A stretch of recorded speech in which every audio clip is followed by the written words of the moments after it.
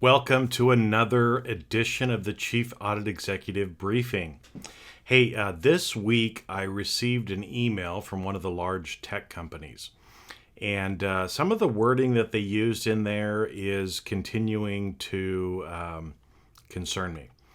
And here's the deal, right? They're using language, they're using some of these buzzwords and trying to say that if you get their tool, you will become a strategic business partner of the C-suite. Now, why am I concerned about that? Because the tool will not help you become a trusted business partner of the C-suite. It just doesn't work that way. Okay, there are other things that you need to do. It doesn't matter the tool you have. What matters is how you are, your being, whether or not you are actually being the kind of executive that they would see as a strategic business partner or as a trusted advisor.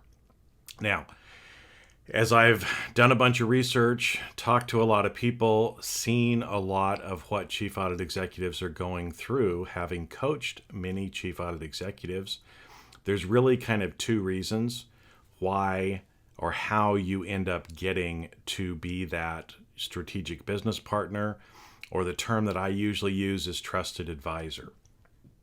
And the first one is that you actually understand the business, you understand the risks associated with the business, and from that you're actually taking a risk-based internal audit approach. Now, I know a lot of people believe that they're doing risk-based auditing, but when I start asking some questions, right? If you're like most people, if I would start asking some questions about your audit plan, we find out pretty quick that you're not actually doing risk-based internal auditing. You're risk ranking your projects, you're doing those that you feel are most important first, but the problem is most of those projects don't actually tie back to the key objectives of the organization. They don't focus on the things that the executives are concerned about. So I'm here to tell you, it doesn't matter what tool you use if you're not focusing your efforts on the right areas. Management will never see you as that trusted advisor. The second thing is it's both a combination of your technical and your soft skills that will help you get to that level. Now, in our profession, most of the time we focus all of our time and energy on technical skills, and it makes us fabulous auditors, sometimes maybe a little too theoretical, okay? And so the problem is if you don't have the right balance, and where I've seen most people lacking is in some of those soft skills. They don't really have that executive presence that they need. They don't really understand how to communicate the way that they need to. They're not bringing in things like psychology in order to help them in communicating and having that influence in their organization. So again, it really has nothing to do with the tools you use. It's about who you are. If you are being an executive with that executive presence, and if you're actually focusing your efforts on the areas that the executives are really concerned about. Now, one other announcement for you this week as well is I've been working really hard to finish up the Certified Risk-Based Internal Auditor course that will officially launch on December 1st. So it'll be ready to go by the end of this month.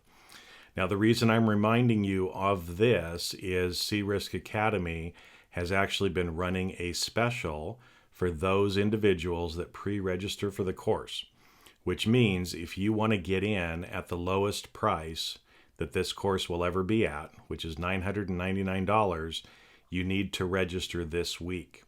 So if you're the kind of person that would actually like to learn more, get deeper into this, or if you would like to have members of your team actually get into this, then they need to make sure and register this week. So I've included a link down below because registration needs to come in by the 30th of November in order to take advantage of this insane savings. Now, this actually represents 60% off the normal price. And so, like I said, this is the last time I'm going to remind you on this too, because the next Chief Audit Executive briefing is going to be in December. So this is the last time that I'll be telling you about this great savings as well. So with that, like I said, we're almost to December. Hope your year has gone well. Take some time this week or next and actually reflect on what you've been able to accomplish this year. And what I want you to do is give yourself a big attaboy. Good on you, mate, if you're from Australia, on those things that you've been able to accomplish this last year. A lot of times we're always looking to the future and we forget how much we've actually accomplished the last year. So take some time, especially for those of you that are in the United States. This week is the week of Thanksgiving holiday. So take some time and just be grateful and give yourself, celebrate, I guess, if you will, the things that you've been able to accomplish this last year.